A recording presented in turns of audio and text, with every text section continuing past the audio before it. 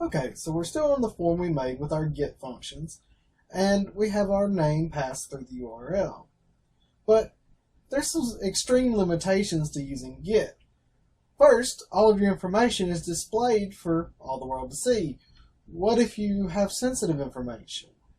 Or what if you're passing a huge amount of information? Maybe you have a lot of different fields or one big field. Or what if you just think it doesn't look very nice and you want to keep your site URLs looking clean? Well, we have another option for that, and it's called post. If we come back to our code, we can change the method to post, and it's handled much the same way as get. Basically, we'll just change the gets to posts.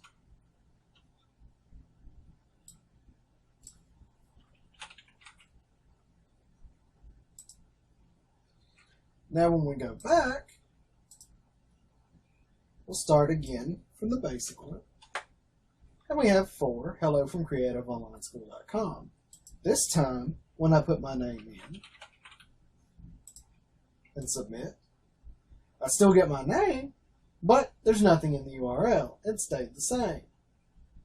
This helps us keep everything looking clean and be a little bit more secure since it's not on display. Now, to learn a little bit more about the post and gets, this syntax where you see the brackets is because the post and get variables are arrays. Arrays are sets of information instead of individual values. And as such, they need a little bit more information to tell which part of the set that you're looking at. We're going to start making our own so that you can understand them a little better. So instead of setting var equal to 4, we're going to set var equal to array.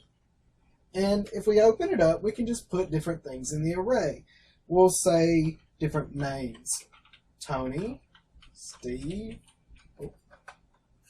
Tony, Steve,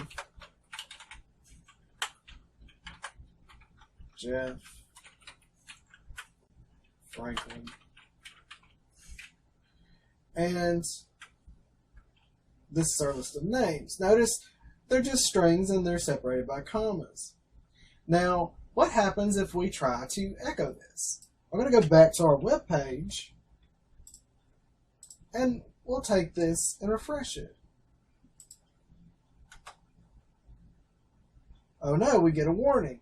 Array to string conversion, and it doesn't work. That's because arrays can't be echoed directly. You have to echo what's in them instead of the whole thing. Now, we can display an array with a different command. It's called print_r. And then we open some brackets for it.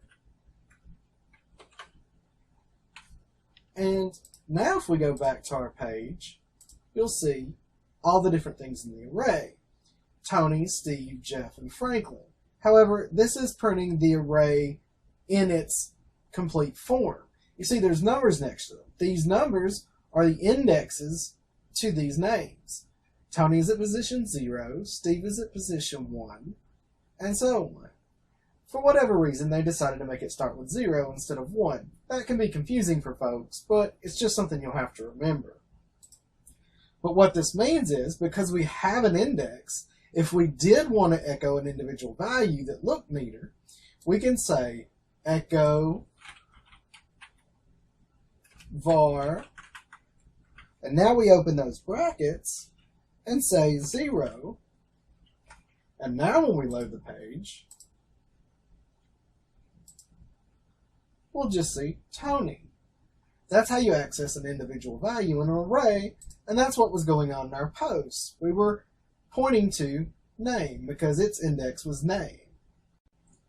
We'll continue some more about arrays in the next video.